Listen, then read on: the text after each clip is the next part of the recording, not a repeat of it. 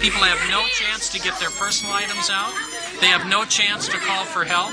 And this is far away from most media outlets.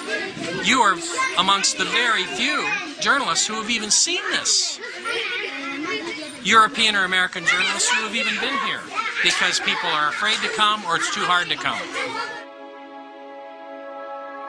And one of the things we were told in Gaza by a very respected Palestinian psychologist who had just completed a study of 1,000 Palestinian children was that they had discovered that many of these Palestinian children no longer had a will to live, that they were so dehumanized and so affected by seeing their fathers particularly beaten by Israeli defense forces, that the psychological condition is one of the dimensions of the conflict that is not widely understood.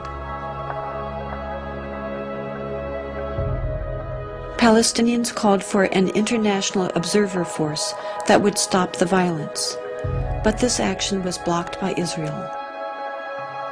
Finally, a group of Palestinian and Israeli human rights activists together created the International Solidarity Movement, which has brought people from around the world of all ages and backgrounds to provide a nonviolent international presence to try to fill this need. Rachel Corrie, a 23-year-old American student, went to Gaza to join in these efforts, sending back emails to her parents. I have been in Palestine for 2 weeks and 1 hour now, and I still have very few words to describe what I see. It is most difficult for me to think about what's going on here when I sit down to write back to the United States. Something about the virtual portal into luxury. I don't know if many of the children here have ever existed without tank shell holes in their walls, and the towers of an occupying army surveying them constantly from the near horizons. I think, although I'm not entirely sure, that even the smallest of these children understand that life is not like this everywhere. It was Sunday afternoon in Charlotte, about noon actually, and I received a phone call, and my son-in-law, Kelly, was on the phone, and he asked if Craig was there. And something about the way he asked made me realize, I felt right away that something was wrong. And then I asked, why, Kelly? And he hesitated for a minute, and he said, we've had some very sad news. And then my daughter, Sarah, I could hear her in the background, and she got on the telephone, and she said, Mom, it's Rachel. And I think the first words out of my mouth then were, is she dead?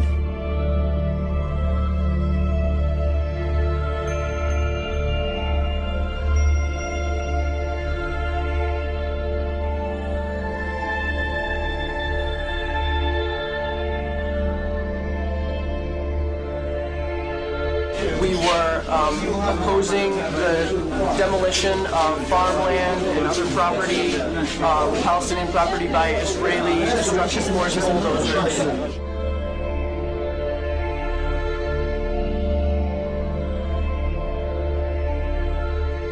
And the bulldozer drove up, and it kept going, and she tried to move back, but she couldn't move back, and she got caught underneath. She got caught underneath the bulldozer. Many other internationals began to surround the bulldozer and yell at it and tell us that there is somebody there, and it did not stop.